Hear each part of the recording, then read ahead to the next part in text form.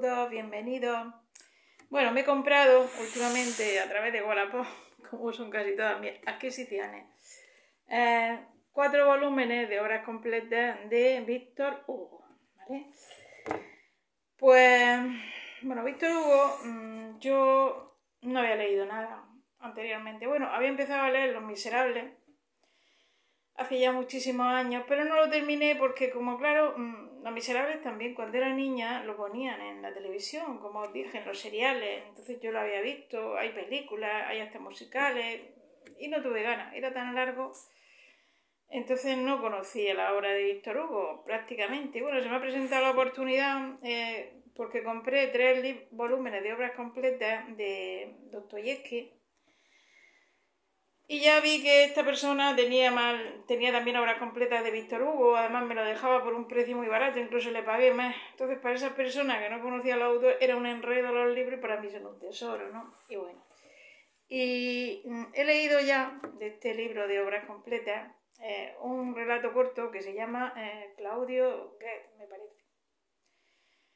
Y bueno, me gustó, se parece un poco a Los Miserables, se trata de un hombre que roba comida porque está pasando hambre él y su familia y lo condenan a 5 años de cárcel. Entonces la historia es sobre lo que pasa en la cárcel. Os lo recomiendo, es muy interesante. Bueno, Víctor Hugo, al igual que Eugenio Sue, pues nació 2 años antes que Eugenio Sue. Nació en el 1802 y murió en 1885. Bueno, ya os comenté al hablar de Eugenio Sue que en su obra pues, se ve la situación política.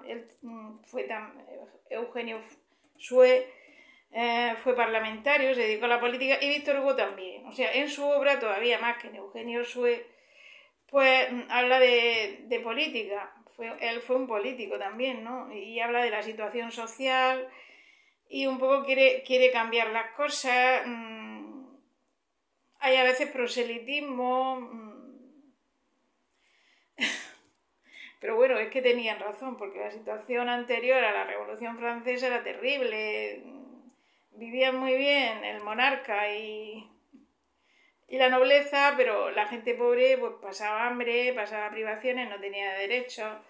En fin, era una situación catastrófica y todo eso vino a cambiar. Bueno, la novela que voy a hablar hoy de ella se titula El 93, ¿vale? Y trata, pues como su nombre indica, del año 1793. Yo no sé si esto es una novela, parece una crónica, ¿no? Porque cuenta lo que pasó. Bueno, en ese año se caracteriza, bueno, estamos dentro de la Revolución Francesa, el rey ha sido ejecutado a principios de 1793, ya no hay rey, entonces se proclama la República y se proclaman los derechos, la libertad, la igualdad, la fraternidad, pero es un año muy difícil, ¿por qué? ¿Por qué? Pues por varias razones, ¿no? Que aquí pues se ve, ¿no? Analiza ese año, ¿no? Ahora, no es solo analizar, hay también una historia de fondo muy interesante, que a mí me ha gustado mucho, incluso he llorado leyendo esto, me he emocionado, ¿no? Pues claro, imaginaos si en toda Europa hay monarquías absolutistas, en todos los países hay reyes, imaginaos cómo se sentirían los reyes de ver lo que pasaba en Francia, que se había proclamado una república, que habían cortado la cabeza al rey, y detrás vienen nuestras cabezas, nuestra revolución, pensarían, ¿no? Bueno, ya en los Estados Unidos ya se había proclamado, anterior a esto, ya se había proclamado la primera constitución de este tipo, de la era de la Ilustración, porque todo esto vino a raíz previamente de los ilustrados, Voltaire, Montesquieu, Rousseau, Rousseau, que decía en su contrato social que no debían que la soberanía debía de estar en el pueblo y que tenía que haber un contrato social. Eso es el germen de las constituciones que vino después. O Montesquieu hablaba de la separación de poderes y Voltaire pues también criticaba mucho la sociedad de su tiempo. y proponían soluciones nuevas. Todo eso es lo que mamaron los revolucionarios y se hizo la revolución. Pero el año 93, bueno, como iba diciendo, vosotros imaginaros cómo se sentirían los reyes de los otros países. Pues si ves las barbas de tu vecino, que más por las tuyas remojar. Entonces querían sofocar la revolución. Inglaterra, Austria, incluso España, pues aquí estaba Carlos III, ¿no? Que era un monarca ilustrado, pero claro, no quería que viniera aquí una revolución.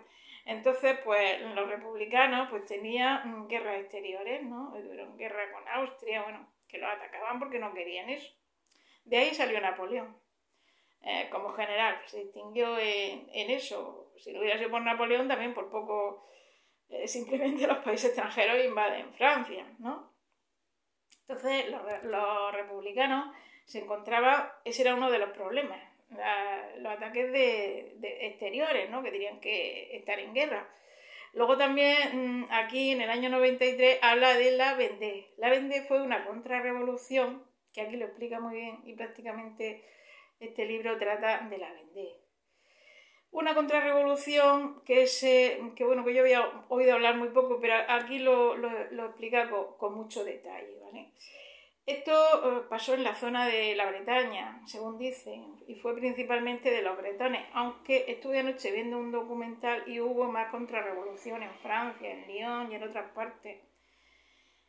Porque claro, es que le quita a la gente, yo lo entiendo, ¿no? Y no como lo explica Víctor Hugo, que parece que habla con desprecio, dice cómo esta gente que están tan mal, cómo se atreven a ponerse, no lo dice así con esas palabras, pero un poco, dice cómo se atreven a ponerse contra la República, esa gente, si ellos están muy mal, viven casi en un estado de feudalismo, entonces yo lo entiendo desde el punto de vista de lo que es el ser humano. O sea, el ser humano necesita una creencia, una ideología. Entonces, si tú crees en Dios, crees en el rey, crees en tu Señor, que como aquí lo habla, de repente te quitan Dios, que Dios no existe, dicen los republicanos, te quitan la iglesia, te lo quitan todo para darte una religión nueva que cambiaron hasta el almanaque, los revolucionarios. Pues claro, yo entiendo que se sublevaran contra eso. Me recordaba un poco también las reflexiones que aquí hace de los republicanos, me recordaba un poco a mí también de la guerra civil española, ¿no? Y conversaciones de aquí, pues me acordaba de mi abuelo, porque ya lo comenté un día yo hablando, cuando era niña, yo la mentalidad que tenía era pues como aquí, ¿no? Que yo le decía a mi abuelo, digo, abuelo, ¿quién mandaba en el mundo? Decía, pues el Papa. Digo, ¿y el Papa por qué? Dice, porque es representante de Dios en la tierra. Entonces la mentalidad que tenía era que Dios mandaba sobre todo. Y digo, ¿y después del Papa quién manda más? Dice, pues aquí en España Franco. Digo, ¿y por qué manda Franco? Dice, pues por la gracia de Dios, me decía, ¿no?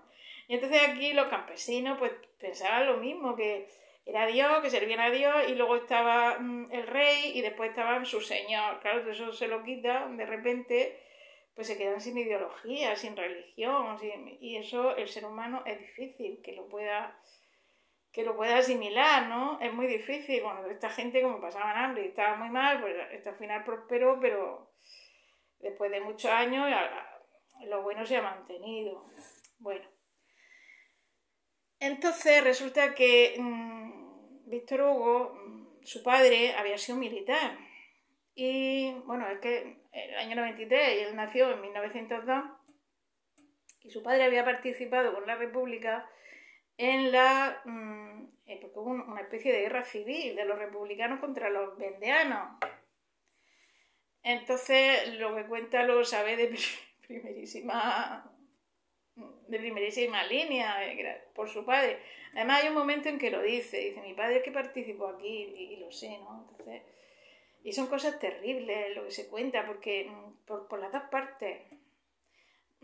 Bueno, el año 93 se caracterizó por el reinado del terror, porque estaba Robespierre y Marat, Danton no era tan malo, pero sobre todo Marat y Robespierre, pues y de la guillotinaban a mucha gente, ¿no?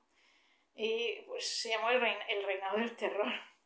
Y ya el reinado del terror duró desde el año 93 al 94, el que terminaron matando al propio Robespierre, y con eso se acabó el reinado del terror. Y bueno, entonces yo a veces leyéndolo digo, uff, esto parece propaganda política, esto no parece una novela o parece una crónica que te está contando al pie de la letra lo que aquí pasa, a veces. De todos modos, yo me he enterado de cosas, por ejemplo, relativo con la Vendée, que yo no había en ninguna parte. Y mira que yo cuando estudié Derecho se habla de la Revolución Francesa, pero no mentaban eso ni siquiera, ¿no? Fue muy importante porque hubo ahí una especie de guerra civil y entonces había al mando de la Vendée, había un noble que consideraban como un príncipe bretón, bueno, era un señor de una dinastía, bueno, el marqués de Lantenay, que vino de Inglaterra para ponerse al frente de la revolución.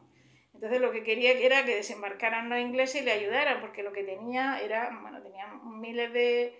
eran campesinos, no estaban preparados para la guerra, entonces por eso no pudo prosperar. Entonces este hombre hacía cosas terribles, pues pobres vendeanos, porque por ejemplo llegaban... se llamaban los azules, los republicanos, y ellos los blancos, o realistas, se llamaban los contrarrevolucionarios, los vendeanos. Entonces llegaban los azules y claro, pues cometían matanzas, pero luego a los que no se habían rebelado contra los azules, pues mandaba mandar el marqués de Lantenay a aldeas enteras, y incluso a mujeres, llega a arrastrar unos niños, en fin, unas historias terribles, ¿no?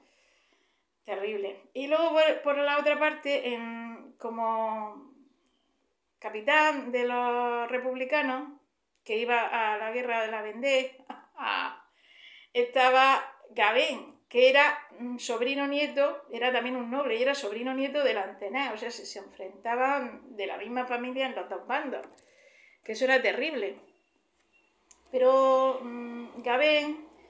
Y gana muchas batallas contra los vendeanos. Gracias a él consigue frenarlos, ¿no? Porque como conocía el terreno y conocía las costumbres, pues consigue frenarlos. Eso se consiguió frenar, pero hubo mucha sangre, hubo muchas matanzas y muchas historias de por medio que aquí se cuentan muy interesantes.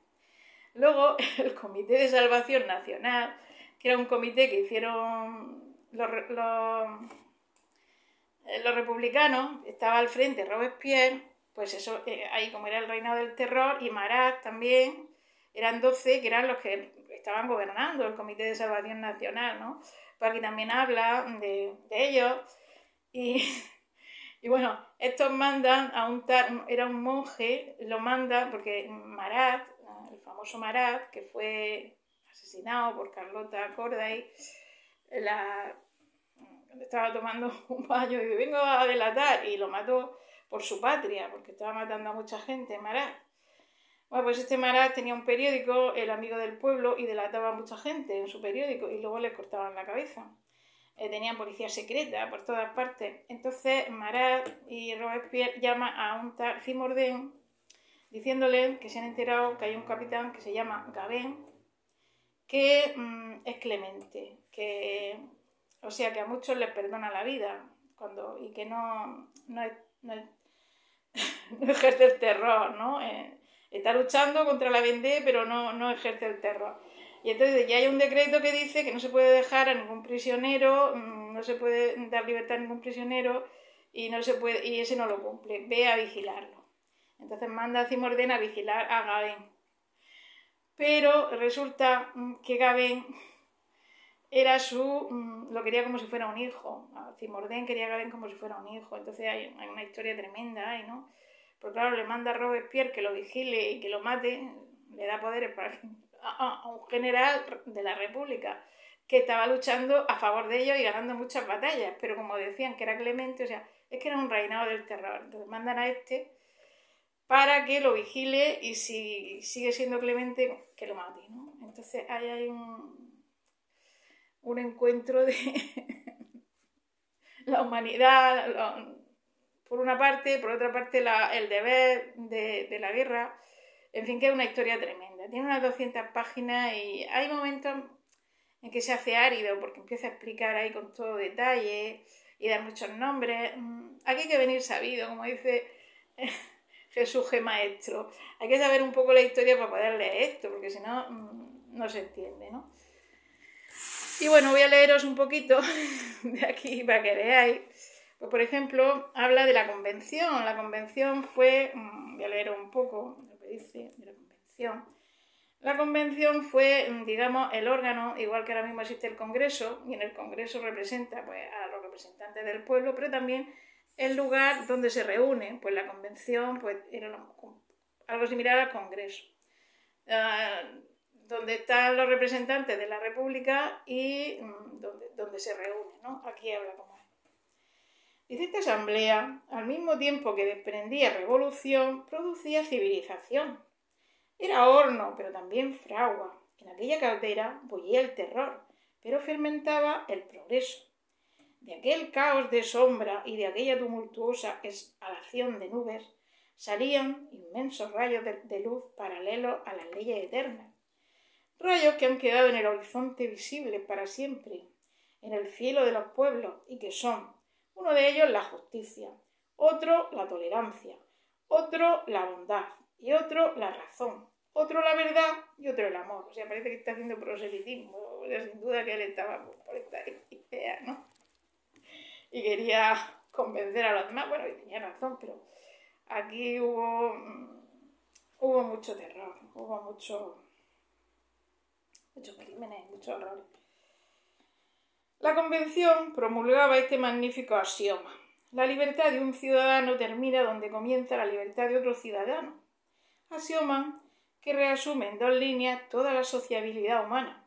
La convención declaraba sagrada la indigencia, sagrada la enfermedad del ciego y del sordomudo, convirtiéndolos en pupilos del Estado.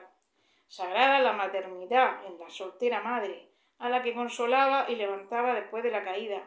Sagrada la infancia en el huérfano, adoptado por la patria. Sagrada la inocencia en el acusado absuelto, a quien indemnizaba. La convención execraba el tráfico de negros, abolía la esclavitud, proclamaba la mancomunidad cívica, decretaba la instrucción gratuita, organizaba la educación nacional por medio de la escuela normal en París, de la escuela central en la capital de cada distrito y de la escuela primera en cada pueblo.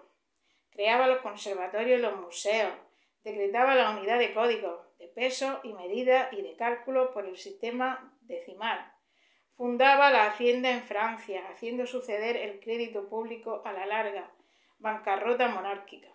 Daba a la circulación el telégrafo, a la vejez hospicios dotados, a la enfermedad hospitales sanos, a la enseñanza escuela politécnica, a la ciencia la sección de longitudes, al espíritu humano el instituto.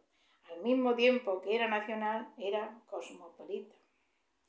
De los 11.210 decretos que expedió, la tercera parte tenían un objeto político y las 2/3 partes restantes un objeto humano. Declaró la moral universal, base de la sociedad, y la conciencia universal, base de la ley. Y todo esto lo hizo la Convención, llevando en su entraña la hidra de la Vendée y a su espalda el montón de tigres de los reyes. Porque claro, la Vendée se sublevó contra la revolución. Bueno, a mí lo pone muy bonito, pero la realidad también es que mataron a muchísima gente en el periodo del terror y hicieron cosas terribles.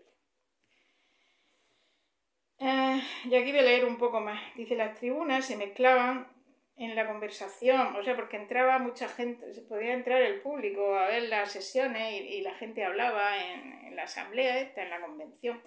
Las tribunas se mezclaban en la conversación y tuteaban a la asamblea, o sea, le hablaban de tú a los republicanos. Un día el representante Rouen subió a la tribuna, tenía una cadera mucho más gruesa que la otra y un espectador le gritó: «Vuélvete hacia la derecha porque tienes una mejilla a lo David». Tal eran las libertades que el pueblo se tomaba con la convención. Sin embargo, en el tumulto de 11 de abril de 1793, el presidente hizo prender a un interruptor de la tribuna. Bueno, aquí hay tantos y un poco más de la convención. Dice, tal era la desmesurada convención, campo atrincherado del género humano, atacado por todas las sombras a la vez, fuegos nocturnos de un ejército de ideas sitiadas, inmenso vivaz de espíritu sobre una pendiente del abismo. No tiene comparación en la historia aquel grupo que era un tiempo Senado y Populacho, conclave y plazuela, areópago y plaza pública, tribunal y acusado. La convención se plegó siempre al impulso del viento dominante, pero aquel viento salía de la boca del pueblo y era el soplo de Dios.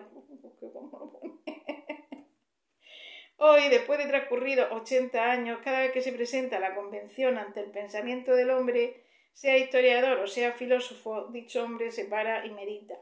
Imposible es no detenerse a contemplar esa gran procesión de sombras. Bueno, es que ellos se erigían también en tribunal y ponían denuncias en el reinado del terror. Se hizo, ¿cómo se llamaba esto? Lo he dicho antes. Un órgano de salvación pública, algo así se llamaba, ¿no? Y eran los que al frente estaba Robespierre y tomaban medidas, tenían una policía pública y por nada condenaban a muerte a la gente, ¿no? Y ese año fue terrible. Y bueno, vamos a ver ahora. Mira.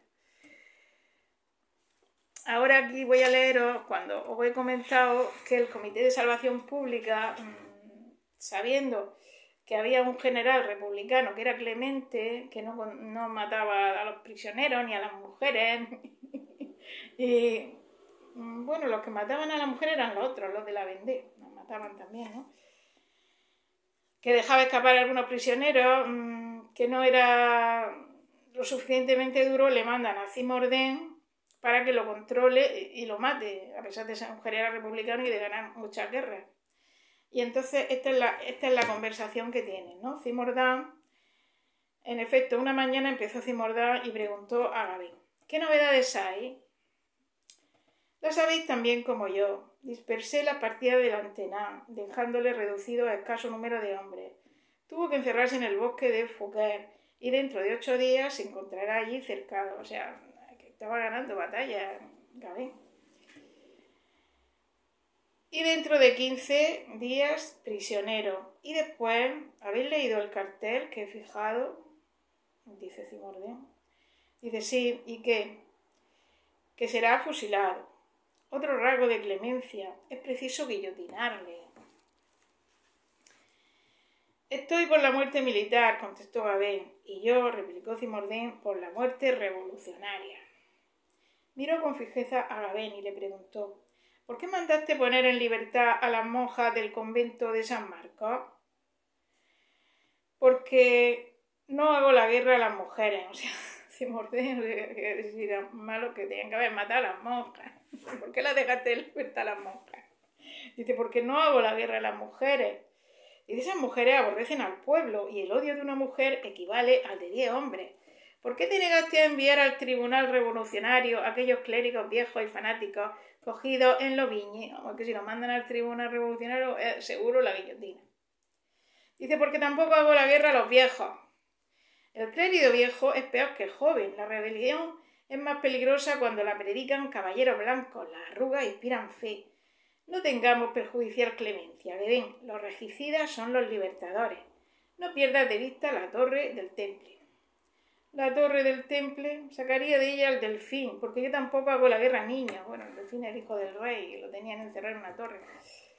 Simordin con faz severa dijo: pues es menester que sepas que es necesario hacer la guerra a la mujer cuando se llama María Antonieta, al viejo cuando se llama Pío VI y al niño cuando se llama Luis Capeto. Yo no soy hombre político. Pues trata de no ser hombre peligroso. En el ataque de atrincheramiento de Cossé, cuando el rebelde Juan Tretón, acorralado y perdido, se lanzó solo sable en mano contra toda la columna, ¿por qué gritaste diciendo: abrid filas, dejadle pasar? Porque no se deben reunir 1500 hombres para matar a uno solo. En la Carrière de Astillé, cuando viste que tus soldados iban a rematar al vendeano José Bézier, que estaba herido, arrastrándose por tierra, ¿por qué gritaste: seguí adelante, este es asunto mío, para luego descargar en el aire de tu pistola? Porque no se debe matar a un hombre moribundo. Pues hiciste mal. Esos 2 hombres son hoy jefes de partida. José Bézier es el apodado Bigote, y Juan Tretón es el que llaman pierna de plata. Salvando a esos hombres, ha proporcionado 2 enemigos a la República. Mi intención no era esa, pues en vez de enemigos deseo darle amigos.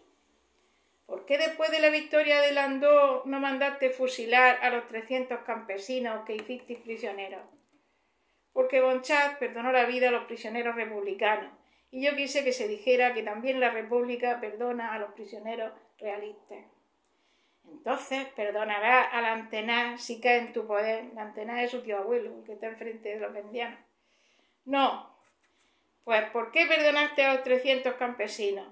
Los 300 campesinos son ignorantes y Lantenaz sabe lo que se hace. Pero Lantenaz es pariente tuyo. Pero es más pariente la Francia. Lantenaz es un anciano. Lantenaz es extranjero y no tiene edad. Lantenaz quiere entregarnos a los ingleses. Lantenaz significa la invasión. Lantenaz es el enemigo de la patria. La lucha entre los dos solo puede terminar con su muerte o con la mía. Gabén, no olvides esas palabras. Están dichas. Gabén exclamó: será la fecha sangrienta en la historia, la del año 93 en que nos encontramos. Bueno, ya veis, voy a leeros aquí un poco más. Y bueno, voy a leeros aquí que hay un momento en que Gabén, que ya os he comentado que es el republicano, el capitán, pero es también un noble, aunque estaba por la revolución, pues hay un momento en que su tío hace un acto heroico. El de salva a 3 niños que iban a morir quemados. Primero lo había puesto en una mala situación. Entonces, en esa situación, ¿no? Porque era terrible la Lantenaz. Entonces, al ver que su tío salva a 3 niños y arriesgando su propia vida, ese acto heroico le hace pensar, ¿no? Y bueno, voy a leer aquí un poco de eso. Y ya termino. En fin, no quiero destriparlo tampoco. Yo creo que todo esto es real, porque el padre de Víctor Hugo era militar y participó en esta guerra. Sobre todo lo que más habla es de esto de la Vendée. Y su madre era bretona, porque estos que se rebelaron en realidad eran de la Bretaña. La Bretaña es una parte de Francia pues que habla otra lengua, ¿no? Tiene más que ver con los bretones ingleses más que con los franceses. Entonces no se sentían como de otro país, de otra lengua, y entonces son los que más se rebelaron, ¿no? contra los republicanos. Era insondable su meditación. En ella acababa de verificarse un cambio extraordinario. En ella el marqués de Lantenaz se había transfigurado. Y Gabén fue testigo de esa transfiguración. Nunca imaginó que pudiese dar semejante resultado una complicación de incidentes de cualquier clase que fuese. Jamás, ni aun en sueños, sospechó semejante desenlace. Lo imprevisto, ese no sé qué altivo y superior que se burla del hombre, se apoderó de Gabén y le sujetaba. Gabén veía ante sí la imposibilidad convertida en realidad visible e inevitable. ¿Qué pensaba Gabén de lo sucedido? No había medio alguno de tergiversarlo. Era preciso mirar frente a frente y decidirse. Cuanto más reflexionaba en lo que acababa de ver, más trastornado estaba. El republicano Gabén creía estar y estaba en lo absoluto, pero un absoluto superior acababa de revelársele. Por encima de lo absoluto revolucionario, vio que estaba lo absolutamente humano. O sea, va a dejar que 3 niños mueran quemados. Los revolucionarios ni los otros no. O sea, la situación humana es más fuerte, ¿no?, que la revolucionaria. Dice, lo que sucedió no podía eludirse. El caso era grave. Gabén estaba complicado en él y no podía evadirse de la complicación. Y aunque Simondon le dijo, no tienes nada que ver con esto, experimentaba una sensación parecida a la que experimenta el árbol en el momento en que le arrancan la raíz. Cada hombre tiene una base. Cuando siente que ésta se conmueve, sufre turbación profunda. Esto le sucedía a Gabén. Se apretaba la cabeza con las manos como para hacer saltar de ella la verdad. Precisar su situación no es fácil, simplificar lo complejo es difícil. Tenía ante sí terribles números que sumar. Hacer la suma del destino es vertiginoso.